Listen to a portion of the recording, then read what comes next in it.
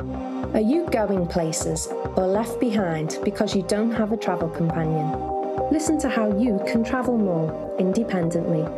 Dr. Travel Best will bring you the best answers, tips, and hear mistakes so you can benefit.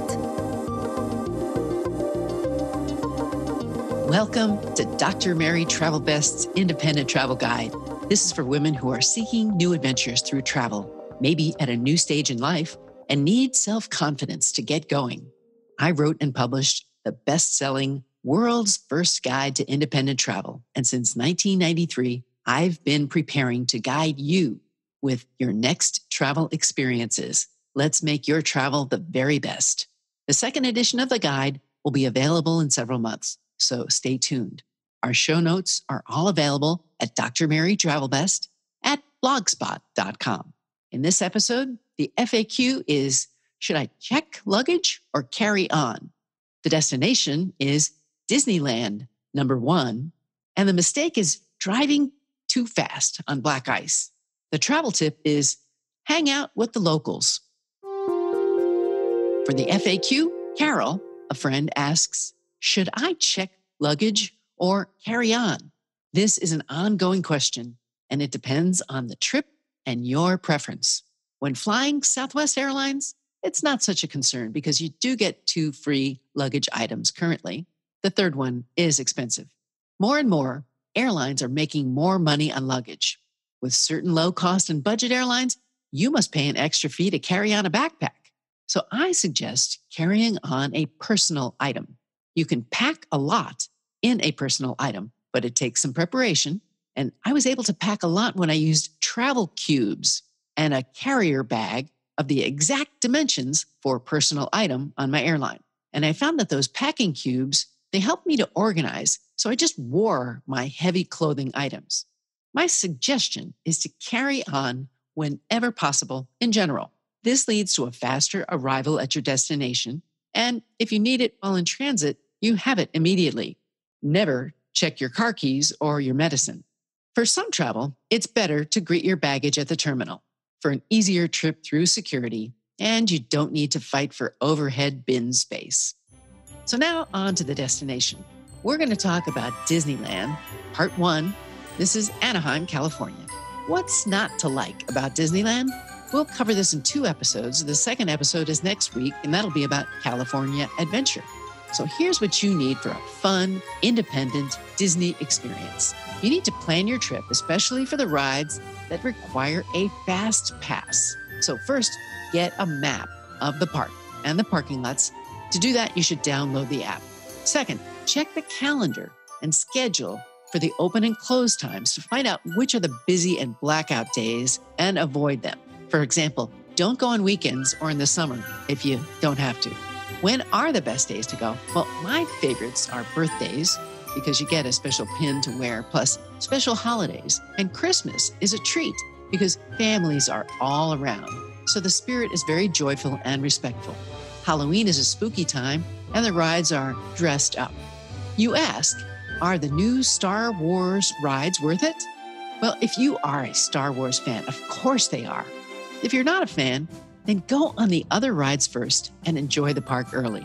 The Resistance ride requires you to sign up for a group immediately after entering the park, and you have to do that on the app.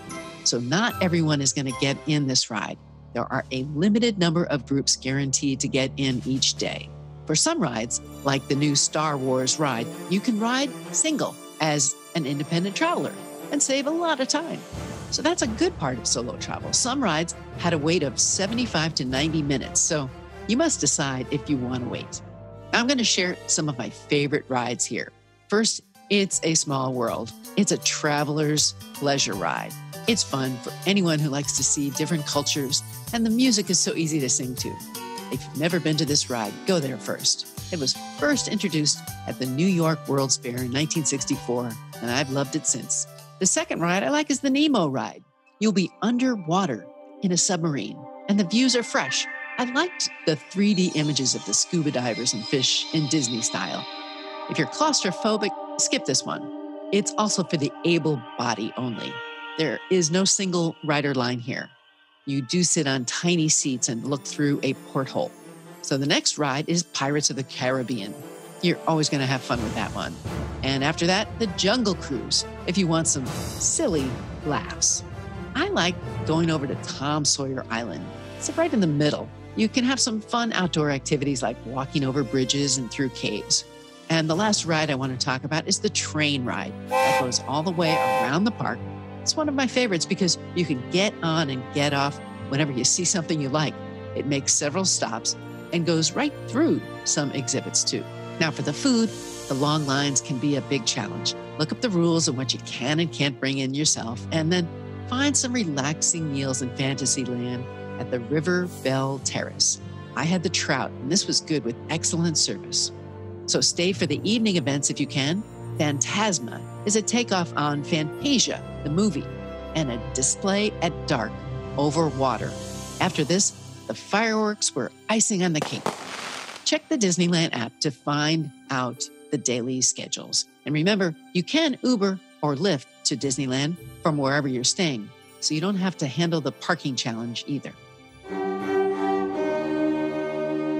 Now for today's mistake.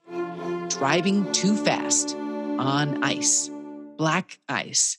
I was driving on it in the northwest suburbs of Chicago on a frozen January day. It was a disaster. It was cold, icy conditions, and I drove around a blind curve and found a multi-car pileup right in front of me. What could I do? The best thing I could do was to swerve away from the BMW and hit the Pontiac with my Chevy Nova. My car's bumper was damaged, but that was all, fortunately.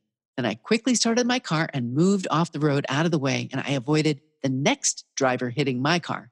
Sure enough, the next car around the curve also hit that Pontiac, and finally, the Department of Transportation closed the road for the third time that day. So don't do this. Slow down around curves, especially on black ice. Today's travel advice. Ta-da! Meet the locals. Yes, hang out with the locals whenever you can. How do you find these locals? Well, first you may find out where they live, work, and play. You can find them in their churches, in their bars, in their libraries. You can find them on the subway, climbing a mountain, or swimming in the lake. And you can find them where they are and then ask them about them in a friendly manner. Pretty soon, they will be telling you some great things to do nearby. You've just made a friend. Today, I want to bring meaning to your travel. So thanks for sharing this edition of the world's first guide to independent travel. If you want to know more, just search for Dr. Mary Travel Best, and you'll find me. I'll be there. I'll be helping women travel best. So please send me your travel questions so I can help you and others. And I'll be looking for you to travel best. So go ahead, tell me what's on your bucket list. What's on your travel bucket list? Tell the doctor and her team of women who travel the world seeking the very best. Dr. Travel Best, that is.